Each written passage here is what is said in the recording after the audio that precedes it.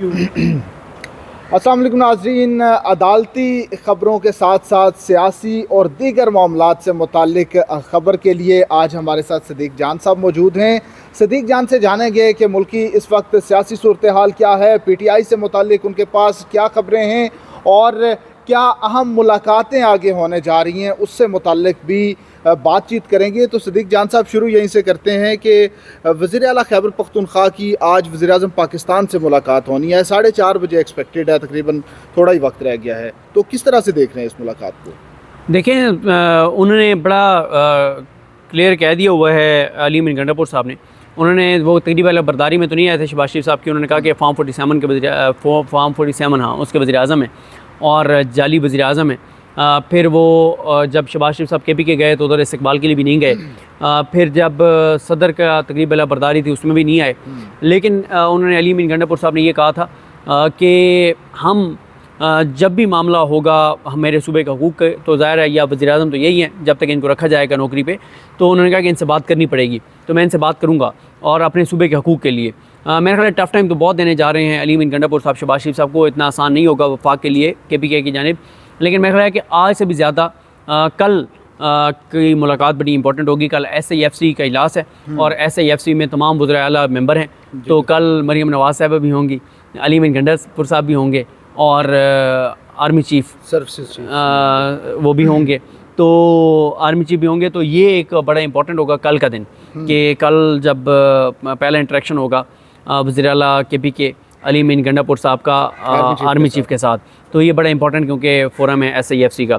तो चीज़ें देखें, कुछ कहा नहीं जा सकता कि किस तरह आगे बढ़ेंगी, लेकिन आपको ये भी पता है कि अली अमीन गंडापुर साहब को उधर से नोटिस भी हो गया इलेक्शन कमीशन से 26 मार्च के लिए। और वफाक और KPK पंजाब और KPK के दरमियान तल्ख जुमलों का तबादला और तलखियों का सिलसिला भी जारी है। तो देखते हैं बहरहाल चीज़ें कैसे आगे बढ़ती हैं।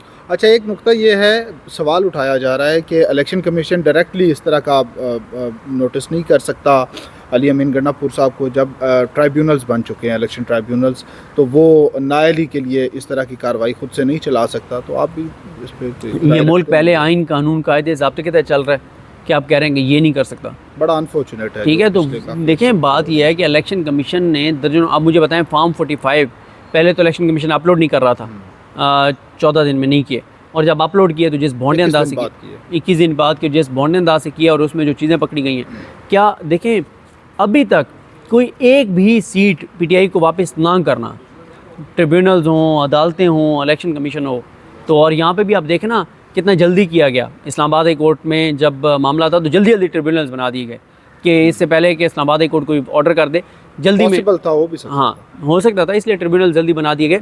तो सर मसला ये है कि ब्लैकमेलिंग तो की जाएगी ना अली अमीन गंडापुर। लेकिन मुझे एक बात की समझ नहीं आती कि अली अमीन गंडापुर साहब को अगर आप फारिग कर भी देंगे, ठीक है, तो PTI का कोई और बंदा बन जाएगा, लेकिन उसमें उनका फिर यही है कि अली अमीन गंडापुर क्योंकि उनका एक उनकी ग्रिप है, एग्रेसिव हैं, इमरान खान के हद से ज़्यादा काबिल एतमाद हैं, तो वो फिर ज़ाहिर है एक PTI को धचका तो लगेगा। खान साहब ने कोई दूसरा ऑप्शन भी रखा हुआ होगा, वो तो ऑप्शन तो ज़ाहिर है PTI की कोई 92-93 सीटें हैं और इनकी 50-55 बन रही हैं मखसूस नशस्तें जो PTI वाली सारी दे के भी अपोजिशन को, तो वो तो नहीं हो सकता कि हुकूमत इनकी बन जाए। लेकिन फिर वही बात है ना कि एक आपने एक बात कर दिया कि शहबाज शरीफ साहब को जब तक नौकरी पे रखा हुआ है, तो ये डिबेट भी है ना कि 5 साल हुकूमत पूरे करेगी नहीं करेगी, 2 साल ये सेटअप चलेगा। आपको पर्सनली क्या लगता है कि ये सिस्टम कब तक चलता हुआ नज़र आ रहा है?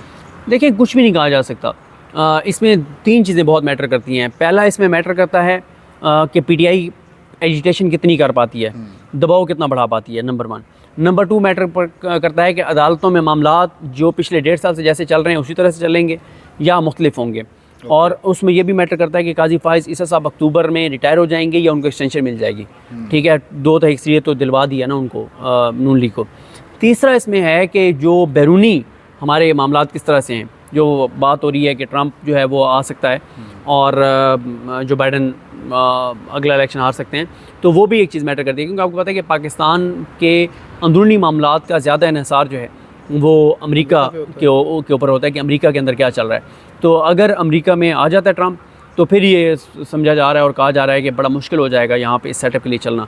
उसकी रीज़न ये है कि इमरान खान साहब की जो बाइडेन इंतजामिया के साथ तो एक बहुत ज़्यादा एक हो गया ना, डोनाल्ड लू और ये सारे मामला, और ट्रंप के साथ, ट्रंप इंतजामिया के साथ ट्रंप इंतजामिया के साथ अच्छा था। फिर पीटीआई ने अभी काफ़ी वर्किंग की है जो ट्रंप के जो सेनेटर्स हैं उनके साथ, तो वहाँ पे काफ़ी सारी चीज़ें पीटीआई ने कर ली हुई हैं। तो अमेरिका भी बड़ा इस सारे में मैटर करता है। ये 2-3 फैक्टर्स हैं जो बहुत ज़्यादा मैटर करते हैं। और वैसे पीटीआई तैयारियाँ कर रही है कि अभी 23 मार्च को भी यहाँ पे एक एक्टिविटी कर रही है इस्लामाबाद में, और असल तो जो लॉन्ग मार्च का वो प्लान कर रहे हैं वो ईद के बाद है, लेकिन उसमें वो कोशिश करेंगे कि मौलाना फजलुर रहमान साहब और ये सारे भी साथ हों, ताकि मतलब एक कोई काफ़ी एग्रेसिव जो है वो मार्च हो। ओके, पंजाब हुकूमत की तरफ से पाबंदी लगाई गई है अडयाला जेल में मुलाकातों पर, स्पेशली वैसे खान साहब की मुलाकातों पर पाबंदी है।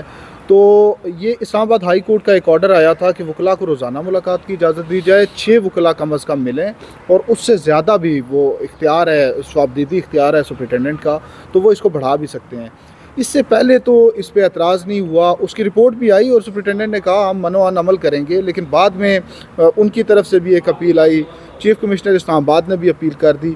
तो उसकी कंटिन्यूएशन में हो सकता है कि खान साहब से मुलाकात ना कर सकें लोग, तब तक पाबंदी लगा दी जाए, या सेनेट इलेक्शंस का इसमें आप क्या समझते हैं, क्या वजह बनी है खान साहब की मुलाकातें रोकने की? देखें, उसकी वजह यही है कि इमरान खान उधर बैठ के और ज़रा चाह रहे हैं कि एजुकेशन बढ़े, और उसके लिए वो ऐसी इंस्ट्रक्शंस दे रहे हैं, ऐसी हिदायत दे रहे हैं, ऐसे अहकाम दे रहे हैं, क्योंकि पीटीआई की जो बाहर लीडरशिप है ना उनमें वो ज़रा उस तरह इतनी एग्रेसिव नहीं है। कुछ लोग तो कंप्रोमाइज़ हैं और कुछ लोग कंप्रोमाइज़ करना चाहते हैं, कुछ लोग चाहते हैं कि बस चीज़ें अब सेट हों, लेकिन इमरान खान साहब जेल से बैठ के जो हिदायत देते हैं फिर उस पर इम्प्लीमेंट इनको करना पड़ता है। तो उसमें फिर यही था कि जब ज़ाहिर है मुलाकातें होंगी रोज़ाना, इमरान खान तक सारी बात जाएगी, वो इंस्ट्रक्शंस देंगे, एजिटेशन बढ़ेगी, हुकूमत के लिए मुश्किलात होंगी। असल में देखें, शाम भाई कोशिश की जा रही है कि किसी तरह से शहबाज शरीफ साहब को ना 3 महीने दे दिए जाएँ। मतलब उसमें यह है कि इमरान खान साहब को रोके, कि इमरान खान साहब रोके यानी मुलाकातें रोके, उधर से कोई इंस्ट्रक्शंस ना आए, बाहर वालों को थोड़ा सा ठंडा करके खुल के खेलने का मौका, ठीक है, हाँ, खुल के खेलने का, ताकि 3 माह में वो पूरे सिस्टम को कंट्रोल कर लें। और जब एक बार शहबाज शरीफ के हाथ में सिस्टम कंट्रोल हो गया, फिर पीटीआई के साथ बहुत बुरा सलूक होगा, और ये बात इमरान खान भी जानते हैं। इसलिए इमरान खान चाहते हैं कि जितनी एजिटेशन बढ़ा सकते हैं बढ़ाएं, जितना दबाव बढ़ा सकते हैं बढ़ाएं, ताकि इस दबाव को बढ़ा के और इस हुकूमत की रीढ़ को वो कमज़ोर करें। और साथ ही इमरान खान साहब अदालतों पर दबाव बढ़ाना चाहते हैं। इमरान खान साहब चाहते हैं कि ये मखसूस नशिस्तें अगर हमें नहीं मिलनी तो इनको भी ना मिलें, ताकि 224 का फिगर ना रहे, ताकि काजी फाइज़ साहब को एक्सटेंशन ना मिल सके, आईनी तरमीम ना हो सके। तो ये सारे दबाव हैं। आखिरी सवाल यही था, पेशावर हाई कोर्ट में आज इतनी इंपॉर्टेंट हेयरिंग थी और पीटीआई का वकील ही कोई नहीं गया। देखें, मसला ये है कि पीटीआई यही चीज़ें जब हम हाईलाइट करते हैं ना, तो पीटीआई के कुछ दोस्त फिर हमें कहते हैं कि आप नाजायज़ बात करते हैं। हमें तो ये बड़े अरसे से नज़र आ रही है ये चीज़ें। यही मसला है, इनको अंदाज़ा ही नहीं है कि कौन सी चीज़ कितनी बड़ी तरजीह है और कितनी इंपॉर्टेंट है। अब जिन वकीलों ने जाना, हो सकता है उनको किसी वकील को किसी ने फ़ोन करके कहा कि तुम्हारी ऐसी की तैसी, अगर तुम गए तो ये कर देंगे, वो कर देंगे, और वो आराम से बैठ गए। तो ये फैक्टर्स तो हैं, यही मसला है ना। अब आप अंदाज़ा लगाएं, जिस चीज़ पे इमरान खान का सबसे ज़्यादा फोकस है बेस कर रही है कि मखसूस नशिस्तें हमें नहीं मिलनी तो इनको भी ना मिलें, उसके ऊपर आप देखें उनका कैजुअल रवैया कि वहाँ पे वकील ही कोई नहीं है। तो इससे ज़्यादा क्या एक पीटीआई का वो हो सकता है। और एक ऐसी हाई कोर्ट के सामने ये मामला है, जो हाई कोर्ट मतलब जो एक ऐसी हाई कोर्ट है जो वाकई अपनी हलफ से पासदारी करने वाले तमाम जजेस हैं, चीफ जस्टिस समेत, चीफ जस्टिस इब्राहिम साहब। यानी हाई कोर्ट में तो यह ना, यहाँ पे इस्लामाबाद कोर्ट में तो ज़्यादा ज़ाहिर है इंतज़ामी मामलात आमिर फ़ारूक साहब के पास हैं, बेंचों की तश्कील, केसेस फिक्स करना। आमिर फ़ारूक साहब के अलावा तमाम जजेस जो हैं वो अपने हलफ से वफा करते हुए नज़र आते हैं। वहाँ तो चीफ जस्टिस, ये मेरा मौक़िफ़ है, वहाँ तो चीफ जस्टिस ही मतलब ज़बरदस्त और अपराइट आदमी है। तो वहाँ पे पीटीआई का ना जाना, इससे पीटीआई को खुद ही अपना वो देखना चाहिए। हाँ बिल्कुल, उनको लाजमी तौर पे देखना चाहिए। तो नाज़रीन, बहुत शुक्रिया सदीक जान साहब के साथ हमने इन तमाम पहलुओं पे बातचीत की। वीलॉग अच्छा लगे तो अपना फ़ीडबैक ज़रूर दीजिएगा। हमारे साथ रहने का शुक्रिया। अल्लाह हाफ़िज़।